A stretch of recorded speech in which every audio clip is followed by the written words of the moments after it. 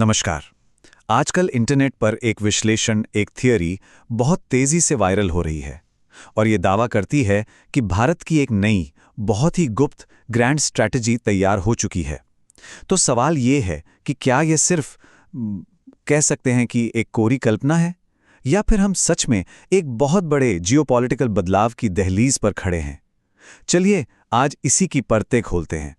और देखिए, ये सब कुछ शुरू होता है सिर्फ एक तस्वीर से और एक बहुत ही सीधे से सवाल से कि आखिर रूस के डेप्यूटी प्राइम मिनिस्टर भारत के इतने सख्त माने जाने वाले जासूस प्रमुख को सबके सामने पब्लिक में इतनी गर्मजोशी से गले क्यों लगाएंगे। क्या ये बस दो दोस्तों के बीच की एक मुलाकात थी, या फिर पूरी दुनिया को कोई बहुत बड़ा संदेश दिया जा रहा था। तो इस पूरी कहानी के केंद्र में, जैसा कि हमने देखा, दो बहुत ही पावरफुल लोग हैं। एक तरफ भारत के national security adviser Ajit Doval और दूसरी तरफ रूस के डेप्यूटी प्राइम मिनिस्टर। और इन्हीं की मुलाकात से इस पूरी थ्योरी का जन्म हुआ है। अब ये जो एनालिसिस है वो इस बात पे जोर देता है कि भाई ये कोई आम डिप्लोमैटिक हैंडशेक नहीं था। ये जो गर्मजोशी से गले मिलना था ना, इसे दो देशों के बीच एक बहुत गहरे, एक पर्सनल गठबंधन के सिंबल की तरह देखा जा रहा है। मतलब एक ऐसा इशारा जो नॉर्मल डिप्लोमैटिक प्रोटोकॉल से कहीं आगे की बात कहता है। तो इस मुलाकात को सिर्फ एक मीटिंग नहीं, बल्कि एक बेरहम वॉर रूम की शुरुआत माना जा रहा है। एक ऐसा वॉर रूम जहां एक मास्टर प्लान तैयार हो रहा है। और इस एनालिसिस का दावा है कि इस दोस्ती की खबर ने पाकिस्तान में हलचल मचा दी है। वहां इसे एक बहुत ही बड़े और आने वाले खतरे की तरह देखा जा रहा है। तो ठीक है, ये एक मुलाकात तो हो गई, पर इसके अलावा और क्या सबूत हैं और कौन से ऐसे संकेत हैं जो इस खामोश युद्ध की तैयारी की तरफ इशारा कर रहे हैं। चलिए अब उन कड़ियों को जोड़ते हैं जो इस एनालिसिस में सामने रखी गई हैं। देखिए, ये एनालिसिस तीन अलग अलग चीजों को एक साथ जोड़कर देखता है। पहली बात, ऑपरेशन सिंदूर नाम का कोई कोड नेम है जिस पर प्रधानमंत्री के साथ बंद दरवाजों के पीछे सीक्रेट मीटिंग्स हो रही हैं। दूसरी बात, भारत और रूस के बीच एक बहुत बड़ा इंटेलिजेंस समझौता हुआ है जिसमें पाकिस्तान पर रियल टाइम जानकारी शेयर की जाएगी। और तीसरी, और ये काफी दिलचस्प है, कि देश के टॉप मिलिट्री और पॉलिटिकल लीडर्स उन मंदिरों में जा रहे हैं जो युद्ध से जुड़े हुए हैं। तो जब इन सारी घटनाओं को एक साथ रखकर देखा जाता है ना, तो ये एनालिसिस इस नतीजे पर पहुंचता है कि ये सब कुछ एक बहुत बड़े, मतलब एक असीमित, ना रुकने वाले हमले की सोची समझी तैयारी का ही हिस्सा है। अब देखिए, कोई भी देश अकेले तो काम करता नहीं है, तो जरा दुनिया की बिसात पर नजर डालते हैं कि आखिर चल क्या रहा है।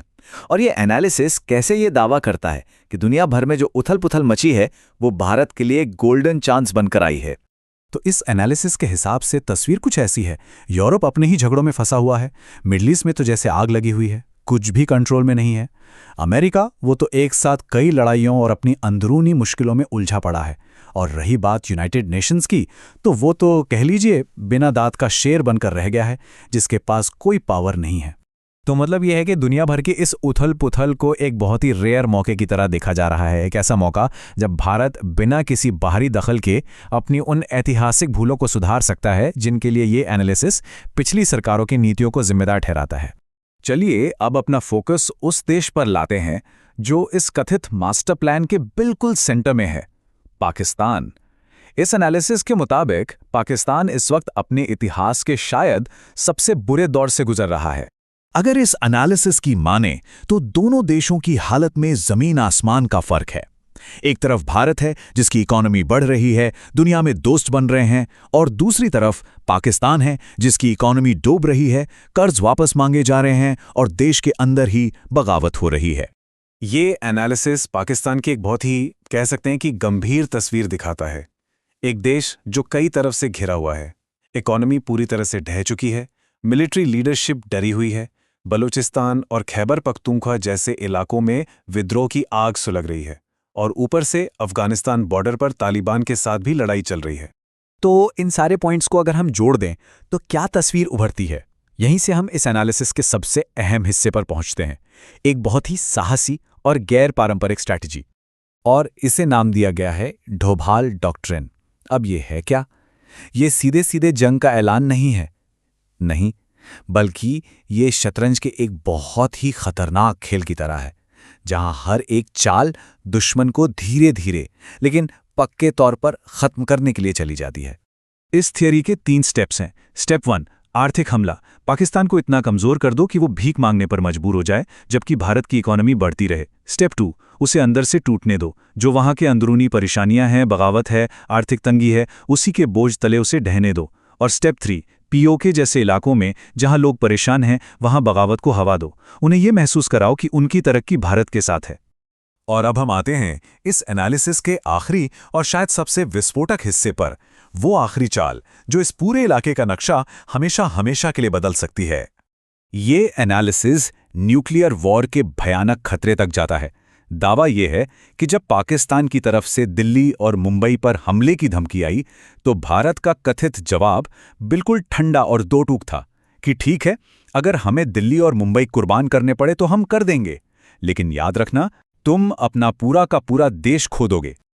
लेकिन यहां एक बहुत बड़ा ट्विस्ट है। इन सारी धमकियों और जवाबी धमकियों के बीच भारत का ऑफिशियल रिएक्शन क्या था पता है? कुछ नहीं, एक शब्द भी नहीं, सिर्फ और सिर्फ खामोशी। और बस यहीं पर इस एनालिसिस का सबसे बड़ा और सबसे गहरा पॉइंट सामने आता है कि जियोपॉलिटिक्स के इस ऊंचे खेल में कभी-कभी सबसे खतरनाक हथियार होता है आपकी चुप्पी। जो शब्द बोले नहीं जाते, वो बोले गए शब्दों से कहीं ज्यादा घातक हो सकते हैं। तो आखिर में हम आपको इसी एक सवाल के साथ छोड़े जाते हैं कि जब खामोशी ही किसी देश की रणनीति बन जाए, तो उन अनकहे शब्दों के पीछे आखिर क्या संदेश छिपा होता है? सोचिएगा जरूर।